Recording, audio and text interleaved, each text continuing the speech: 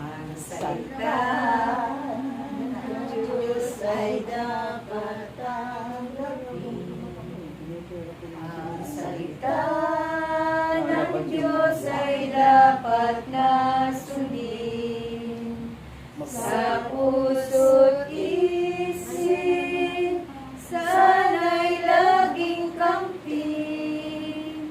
Makatulong siya sa ating pasanin. Sa pagtahak dito sa mundo, maraming pagsubok ang matatamo. Pakinggan mo, isabuhay mo, ang salita ng Diyos ang tanging gabay mo. Ang mabuting balita ng ating Panginoon ayon kay San Juan. Papuri sa iyo, Panginoon. Kaya't sinabi sa kanila ni Jesus, ang aking ama'y patuloy sa paggawa at gayon din ako. Lalong pinagsikapan ng mga Hudyo na patayin siya, sapagkat nilabag niya ang batas tungkol sa araw ng pamamahinga. Ay sinabi pa niyang ang Diyos ang kanyang ama at sa gayoy ipinapantay ang sarili sa Diyos. Kaya't sinabi sa kanila ni Jesus, dapat ninyong malaman na walang ginagawa ang anak sa kanyang sarili lamang. Ang ginagawa lamang niya'y ang nakikita niyang ginagawa ng ama. Ang ginagawa ng ama ay siya ring ginagawa ng anak, sapagkat minamahal ng ama ang anak at ipinakikita sa anak ang lahat ng ginagawa niya.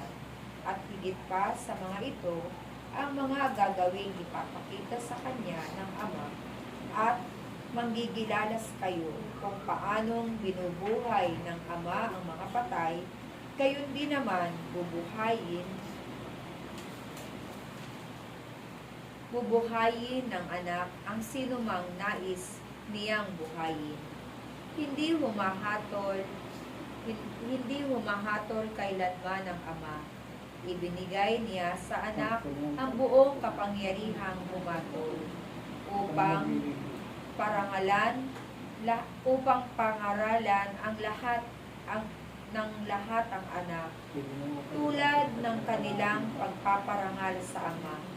Ang hindi nagpaparangal sa anak ay hindi nagpaparangal sa ama. Ang nagsugo sa anak, sinasabi ko sa inyo, ang nakikinig sa aking salita at nananalig sa nagsugo sa akin ay may buhay na walang hanggan. Hindi na siya hahatulan, kundi inilipat na sa buhay mula sa kamatayan. Tandaan ninyo, darating ang panahon. Ngayon na nga na naririnig ng mga patay ang tinig ng anak ng Diyos, at ang nakikinig sa kanya ay mabubuhay.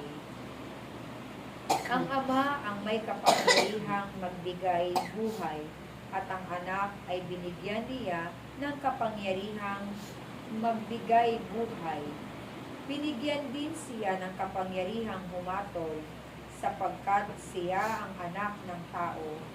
Huwag ninyong itong pagtakhan, sapagkat darating ang oras na maririnig ng mga patay ang kanyang tinig. Sila'y muling mabubuhay at lalabas sa kinalilibingan nila.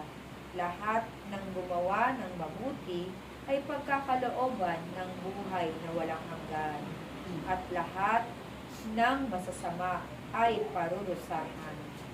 Wala akong ginawa sa sarili ko lamang. Humahatol ako ayon sa sinabi sa akin ng Ama. Kaya't matuwid ang hatol ko, hindi ang sarili kong kalooban ang aking sinusunod, kundi ang kalooban ng nagsugo sa akin. Mga kapatid, ang mabuting balita ng ating Panginoon. Pinupuri ka namin, Panginoong Heso Kristo. Ang salita ng Diyos ay dapat tanggapin. Ang salita ng Diyos ay dapat na sundin. Sa puso't isip, sana'y laging kampi. Makatulong siya sa ating pasanin. Sa pagtahak dito sa mundo, maraming pagsubok ang matatamo. Pakinggan mo, isabuhay mo ang salita ng Diyos ang